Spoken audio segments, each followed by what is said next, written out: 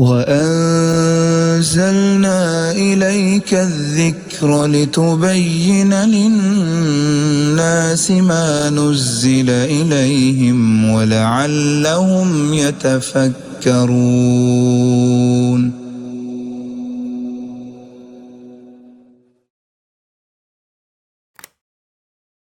علیکم ورحمۃ اللہ وبرکاتہ. ان الحمد للہ نحمده ونستعینه ونستغفره ونعوذ باللہ من شرور انفسنا ومن سیئات اعمالنا. من يهده الله فلا مضل له ومن يضلل فلا هادي له.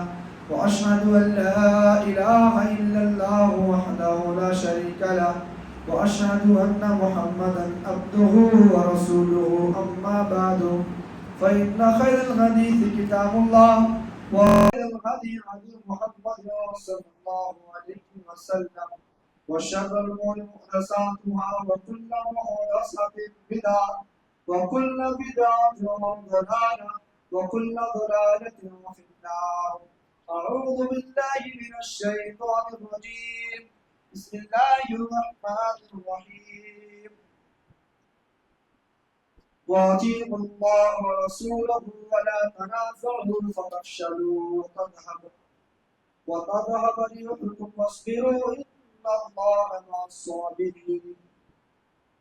محترم سامعین، اللہ رب العالمین کے فضل و کرم سے آج ہم لوگوں نے 10ویں پارے کی تلاوت سنی ہے. اس بارے کے اندر اللہ تبارک و تعالی سب سے پہلے اپنے رسول صلی اللہ علیہ وسلم کی اطاعت کے بارے میں بات کی. رسول اللہ صلی اللہ علیہ وسلم کی اطاعت، یہ لفظ ہمارے سامنے آتا ہے تو ہم اس سے کیا سمجھتے ہیں؟ اللہ اس کے رسول کی آپ اطاعت کریں، اس کا کیا مطلب ہے؟ یعنی اللہ اور اس کے رسول نے جو بھی احکام، شریعت کی جو بھی باتیں اللہ رب العالمین نے جن چیزوں کو کرنے کا حکم دیا ہے اور نبی اکرم صلی اللہ علیہ وسلم نے جن چیزوں کو ہم تک پہنچایا، ان تمام چیزوں پر عمل کرنا یہ اطاعت ہے.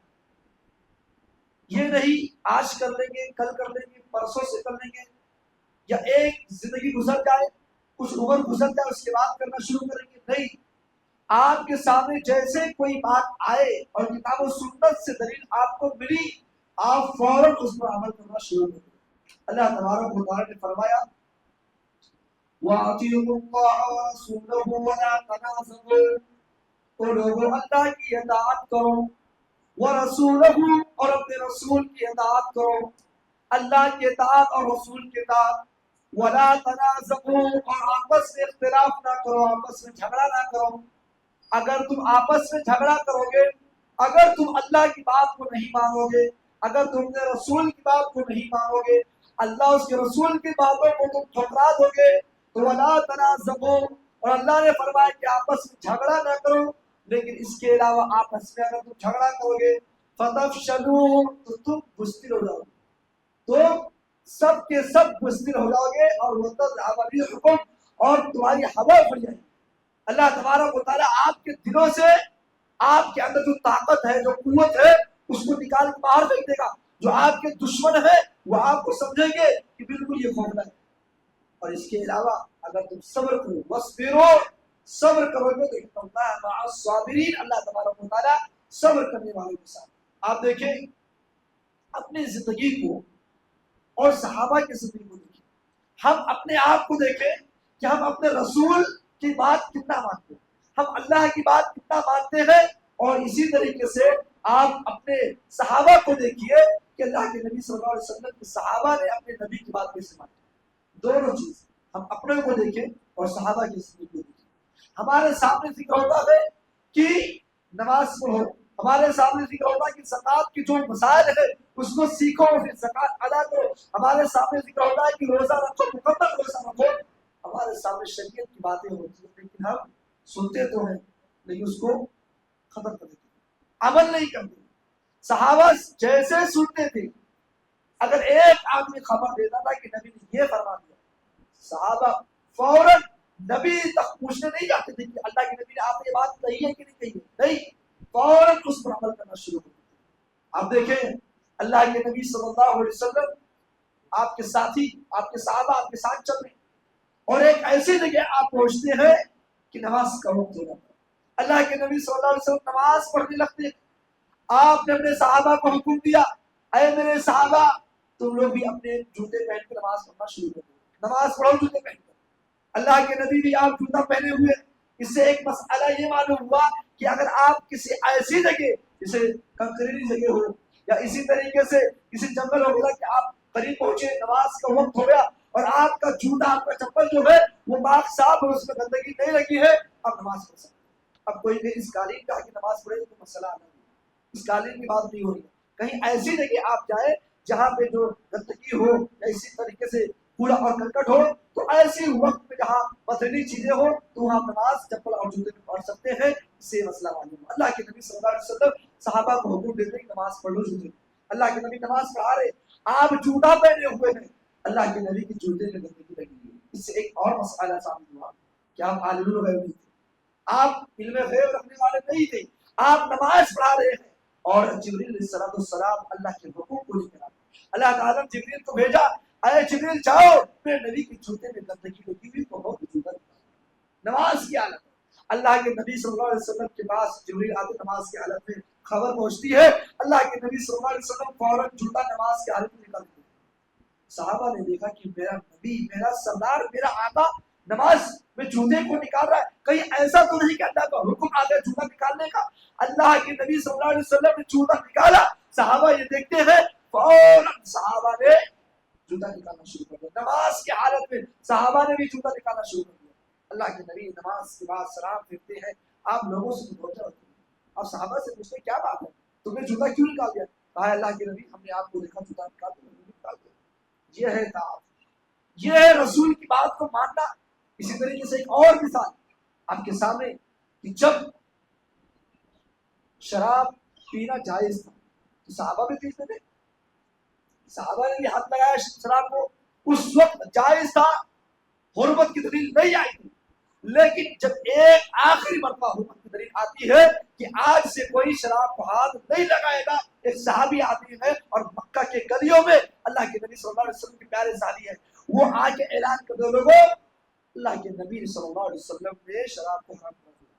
سارے مکہ کے اندر دیکھیں جتنے لوگوں نے شراب کو بچا کے اسٹور کے اندر بچا کے رکھا تھا، سارے لوگوں نے یہ نہیں سوچا کہ جو ابھی شراب ہے اس کو پینے کے پیسہ لگا ہوا، اس کو خریدے ہم لوگ، اس کو بنائے ہم لوگ، اس کو پینے کے بعد جو ہے نئے طریقے سے ہم لوگ نہیں، سارے اسٹور کیے ہوئے بچائے ہوئے جو ہے بڑی بڑی ٹنکیوں میں اور بڑے بڑے جو ہے جس میں اپنے مال کو پانی وغیرہ کو اسٹور کیا جاتا تھا، اس میں ان لوگوں نے اسٹور کر رکھا تھا اس کو شراب کو۔ لیکن نبی کا حکم آیا، صحابی نے اعلان کیا، اللہ کے نبی نے شراب کو حرمت کی دلیل دے دی ہے، اے لوگوں اب شراب مت پیو۔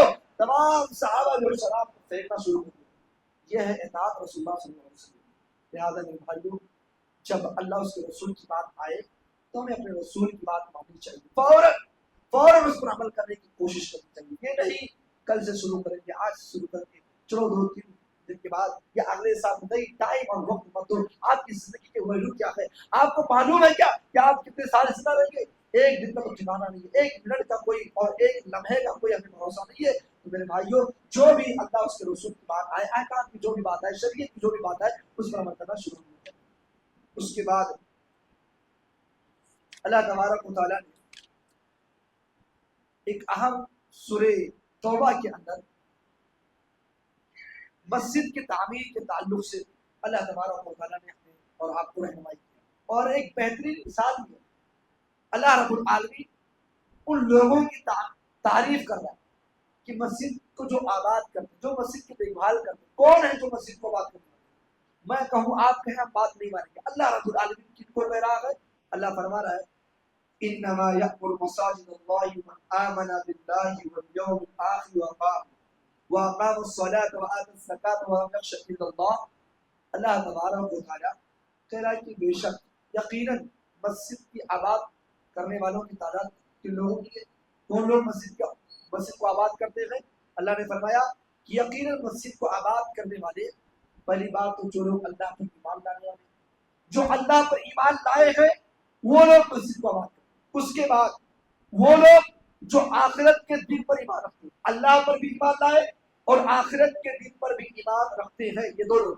اس کے بعد وہ اقام الصلاۃ، مسجد کو آباد کرنے والے وہ لوگ بھی جو نماز قائم کرتے ہیں، صرف رمضان میں 10-20 دے کے الگ رہنے والے نہیں ہے، وہ اللہ کے راستے میں دیتے بھی ہے اور آگے 5 لوگ اللہ کے یہاں بھی، یہ لوگ آباد کریں، یہ 3 لوگ۔ وہ آتا زکات، اور زکات دینے والے بھی اللہ رب العالمین کے گھر کو آباد کرنے والے ہیں۔ کون لوگ؟ جو لوگ زکات دیتے ہیں، نماز قائم کرتے ہیں، اللہ پر ایمان رکھتے ہیں اور آخرت کے دن پر ایمان رکھتے ہیں، یہ 4 لوگ ہیں جو اللہ کے گھر کو آباد کرنے والے ہیں۔ یہی لوگ ہیں جو مسجد کو سنبھالے ہوئے ہیں، یہی لوگ ہیں جو اللہ کے گھر کو سنبھالے ہوئے ہیں۔ اور فرمایا اللہ رب العالمین وَلَمْ يَخْشَ إِلَّا اللَّهِ، جب ایسے لوگ آپ کو سماج میں جائے تو سمجھ جانا ان لوگوں کی نشانی کیا ہے، وَلَمْ يَخْشَ إِلَّا اللَّهِ، یہ اپنے رب سے ڈرتے ہیں اور اللہ کے علاوہ کسی اور سے نہیں ڈرتے ہیں۔ تو ایسے لوگوں کی تعریف اللہ یہ کر رہا ہے کہ فَعَسَىٰ أُولَٰئِكَ أَن يَكُونُوا مِنَ الْمُهْتَدِينَ، یہی لوگ ہدایت یافتہ، یہی لوگ کامیاب ہیں، یہی لوگ کون لوگ جو اللہ پر ایمان رکھتے ہیں، جو آخرت کے دن پر ایمان رکھتے ہیں اور اس کے ساتھ ساتھ نماز بھی پڑھتے ہیں اور زکات بھی ادا کرتے ہیں۔ یہ 4 لوگ ہیں جو مسجد کو آباد کرنے والے ہیں اور یہی 4 لوگ ہیں جو اللہ رب العالمین سے ڈرتے ہیں، اس کے علاوہ کسی اور سے نہیں ڈرتے ہیں، اور یہی 4 لوگ اللہ تبارک و تعالیٰ نے کہا کہ یہ ہدایت یافتہ ہے۔ آپ کو معلوم ہونا چاہیے یا خیر نہیں معلوم، سب سے پہلی مسجد اس دنیا کے اندر کون سی مسجد؟ سب سے پہلی مسجد، اللہ نے اس بات کا جواب 4 پارے کے اندر دیا تھا، اس لیے میں نے اس آیت کو 4 پارے میں چھوڑ رکھا تھا اس آیت کے لیے، ان اول بیت وضع للناس للذی ببکۃ مبارک۔ اللہ تبارک و تعالیٰ کا ایک گھر ہے جو سب سے پہلا گھر وہ مکہ کے اندر، مکہ کے اندر کون سی مسجد ہے؟ آئیے اس حدیث کو دیکھتے ہیں۔ اللہ کے نبی صلی اللہ علیہ وسلم کے پیارے صحابی حضرت ابو ذر غفاری رضی اللہ تعالیٰ عنہ کہتے ہیں، اللہ کے نبی صلی اللہ علیہ وسلم سے پوچھتے ہیں کہ قلت ای مسجد وضع فی الارض اول، اللہ کے نبی صلی اللہ علیہ وسلم روئے زمین کی سب سے پہلی مسجد کون سی ہے؟ سب سے پہلی مسجد کون سی ہے؟ اللہ کے نبی جواب دیتے ہیں المسجد الحرام، سب سے پہلی مسجد مسجد حرام۔ اس کے بعد صحابہ رسول اللہ کے نبی سے پوچھتے ہیں اللہ کے نبی اس کے بعد کون سی مسجد ہے؟ اللہ کے نبی کہتے ہیں المسجد الاقصی، مسجد اقصی۔ یہ صحابہ رسول تیسری مرتبہ اللہ کے نبی سے سوال کرتے ہیں کہ کم کان بینہما، اللہ کے نبی صلی اللہ علیہ وسلم ان دونوں کے درمیان کتنا فاصلہ، یعنی مسجد حرام بننے کے بعد، بنانے کے بعد مسجد اقصی کتنے سالوں کے بعد بنی؟ اللہ کے نبی صلی اللہ علیہ وسلم کہتے ہیں 40 سنہ، 40 سال کے بعد۔ اور اس کے بعد حدیث کے آخری جملہ آپ دیکھیں، اللہ کے نبی نے کہا میرے پیارے صحابی جہاں بھی وقت ہو جائے نماز کا وہاں نماز پڑھ لو کیونکہ اسی میں تمہاری کامیابی ہے۔ تو سب سے پہلی مسجد مسجد حرام اور دوسری مسجد مسجد اقصی، ان دونوں کے درمیان 40 سال کا وقفہ۔ آپ دیکھیں یہ مسجد یہ اللہ رب العالمین کا گھر ہے، اس میں تعاون کرنا، اس میں اپنے مالی پیسوں مالی اعتبار سے مدد کرنا، جسمانی اعتبار سے مدد کرنا، اسی طریقے سے جو ہو سکے آپ کو اللہ کے راستے میں خرچ کرنا، اس کی بڑی اہمیت ہے۔ اللہ کے نبی صلی اللہ علیہ وسلم نے فرمایا ربنا للہ مسجد اللہ بیت فی الجنہ، کہ جو اللہ رب العالمین کے لیے دنیا میں گھر بناتا، اللہ کا گھر بناتا، قیامت میں اللہ تبارک و تعالیٰ اسی کے مثل جیسے وہ دنیا میں اللہ کا گھر بنایا نا، اللہ رب العالمین جنت میں اس کے لیے گھر تعمیر۔ آپ دیکھیں بعض روایتوں میں گھونسلے کے برابر دنیا میں اگر آپ نے ایک گھونسلے پرندے کے گھونسلے کے برابر مسجد کی تعمیر کر دی، اس حدیث کے شرح میں محدثین لکھتے ہیں کہ گھونسلے کے برابر گھر کا مطلب یہ ہے کہ مسجد میں اگر کوئی پنکھا بھی لگ گیا تو آپ نے مسجد کے ذمہ دار کا خیال نہیں کیا کہ مسجد کے ذمہ دار آئیں گے تو ہم اس کو کرائیں گے، آپ نے مسجد کے ذمہ دار کا انتظار نہیں کیا، آپ نے دیکھا کہ مسجد کا ایک پنکھا بگڑا ہوا ہے، خراب ہو گیا ہے، چلو اس کی قیمت یہ لو بنوا دیتے ہیں۔ اسی طریقے سے مسجد کی چھوٹی بڑی چیز، کوئی بھی چیز بگڑ جائے، خراب ہو جائے تو ہم کسی اور کو بلانے اور انتظار نہیں کرتے ہیں، بلکہ کیا کرتے ہیں اللہ نے اطاعت کی، اللہ نے مال دیا ہے ہم اس میں فوراً خرچ کرتے ہیں۔ یہ محدثین نے اس حدیث کی شرح میں لکھا کہ جو اللہ رب العالمین کے لیے گھونسلے کے برابر، پرندے کے گھونسلے کے برابر مسجد بناتے ہیں، لہذا اللہ رب العالمین کی جو مساجد ہیں، جو گھر ہیں، ہمیں ان مسجدوں میں ان گھروں میں زیادہ سے زیادہ تعاون کرنا چاہیے. اور سب سے پہلی بات جو میں نے آپ کو بتایا کہ آباد کرنے کی صرف تعاون مت کیجیے، اس کے ساتھ ساتھ آپ آباد کرنے میں یعنی آپ نماز کے لیے آئیں. اگر آپ چندہ دیتے ہیں، اگر آپ خرچ کرتے ہیں، لیکن جو آپ کے اوپر فرض ہے، جو آپ کے اوپر اللہ تبارک و تعالیٰ نے فرض کیا کہ آپ نماز پڑھیں، لیکن نماز کی کوئی کامیابی نہیں ہے اور آپ اس کو بھی نہیں کرتے، آپ اس چیز کو نہیں کرتے، آپ لاکھوں لاکھوں چندہ آپ مسجدوں میں دیتے ہیں لیکن نماز نہیں پڑھتے، تو پھر ایسے لاکھوں چندوں کا کیا مطلب ہے؟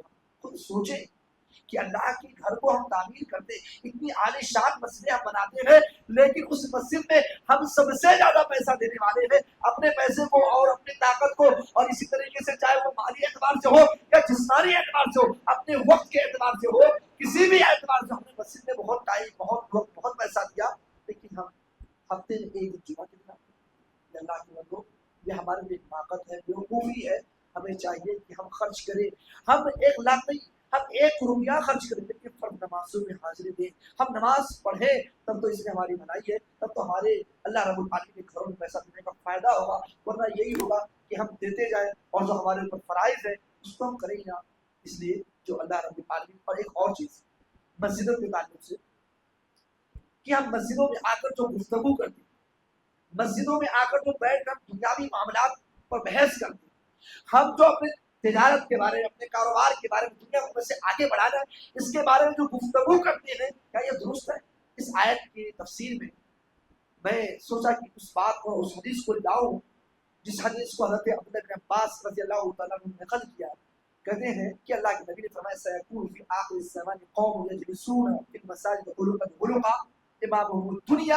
اللہ کے نبی صلی اللہ علیہ وسلم کہتے ہیں ایک زمانہ ایسا آئے گا، ایک وقت ایسا آئے گا کہ لوگ مسجد میں حلقہ بنا کر بیٹھیں گے، گروہ بنا کر بیٹھیں گے، بیچ میں جگہ ہوگی، چاروں طرف سے لوگ بیٹھیں گے اور امامهم الدنیا، وہ ایسی بات کریں گے کہ دنیا کو آگے کیسے بڑھایا جائے، ہمارا فیوچر کیسے صحیح ہو جائے، ہم آگے کیسے بڑھے، اس تعلق سے مسجد میں بیٹھ کر گفتگو کریں گے.